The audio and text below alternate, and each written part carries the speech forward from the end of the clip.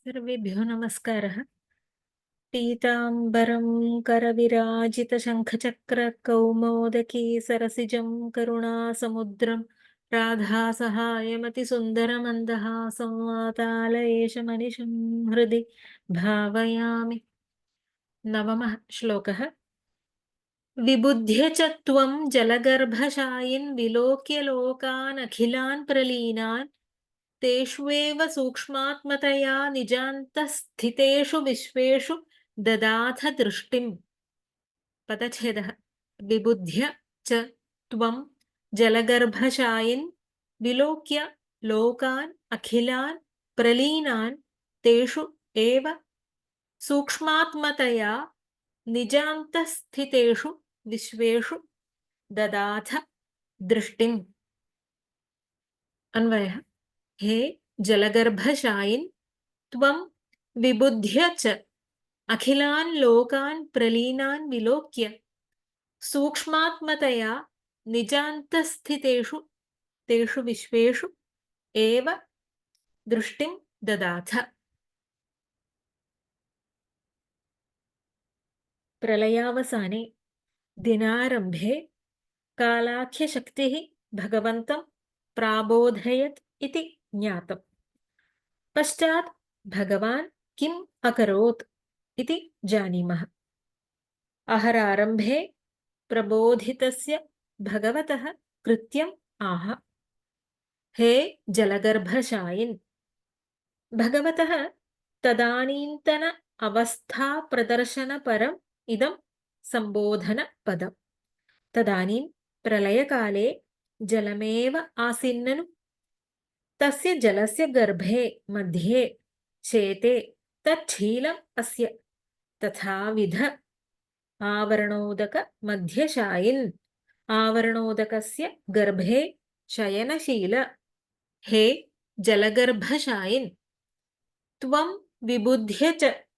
त्वं भगवान् विष्णुः विबुध्य च योगनिद्रां परित्यज्य अखिलान् लोकान् अखिलान् सर्वान् लोकान् 14 भुवनानि प्रलीनान् विलोक्य त्वयि विलयं प्राप्तान् स्वस्मिन् शरीरे निलीनान् विलोक्य दृष्ट्वा सूक्ष्मात्मतया कारणरूपेण बीजमिव निज अन्तःस्थितेषु स्वस्य अभ्यन्तरे जठरे वर्तमानेषु तेषु विश्वेषु एव दृष्टिं ददाथ। तेषु सर्वेषु अपि तेषु सर्वेषु लोकेषु दृष्टिं ददाथ। न अन्यत्र कुत्रापि दृष्टिं ददाथ इति द्योतयितुम् एवकारः। तेषु विश्वेषु एव दृष्टिं ददाथ।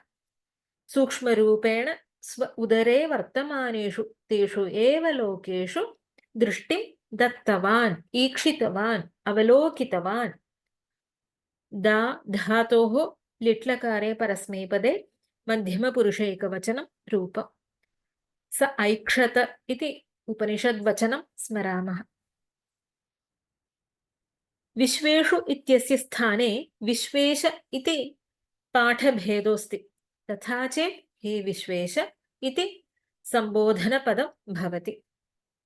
अष्टमश्लोकस्य पठनावसरे सन्दर्भोचितः भागवतश्लोकः प्रतिपादितः आसीत्। पुनः स्मरामः। चतुर्युगानां च सहस्रमप्सु स्वपन् स्वयोदीरितया स्वशक्त्या कालाख्ययासादितकर्मतन्त्रो लोकानपीतान् ददृशे स्वदेहे। भगवान् चतुर्युगानां सहस्रम् अप्सु जलेषु स्वया चिच्छक्त्या सह स्वपन् उदीरितया कालाख्यया स्वशक्त्या आसादित कर्मतन्त्रः स्वदेहे स्वशरीरे अपीतान् निलीनान् लोकान् ददृशे। अत्र नारायणीये दृष्टिं ददाथ। वृत्तम् उपजातिः। उपेन्द्रवज्र इन्द्रवज्रयोः समाहारः उपजातिः। अथ कालाख्यशक्त्या योगनिद्रातः प्रबोधितः भगवान् सर्वाणि अपि 14 भुवनानि स्वस्मिन् लीनानि अवलोक्य सूक्ष्मरूपेण स्वस्य अभ्यन्तरे वर्तमानेषु तेषु सर्वेषु अपि दृष्टिं दत्तवान्। विबुध्य च त्वं जलगर्भशायिन् विलोक्य लोकान् अखिलान् प्रलीनान् तेष्वेव सूक्ष्मात्मतया निजान्तः स्थितेषु विश्वेषु ददाथ दृष्टिम्। ॐ सर्वे भवन्तु सुखिनः, सर्वे सन्तु निरामयाः, सर्वे भद्राणि पश्यन्तु, मा कश्चित् दुःखभाग् भवेत्। ॐ शान्ति शान्ति शान्तिः। हरिः ॐ। श्रीगुरुभ्यो नमः। हरिः ॐ। धन्यवादः।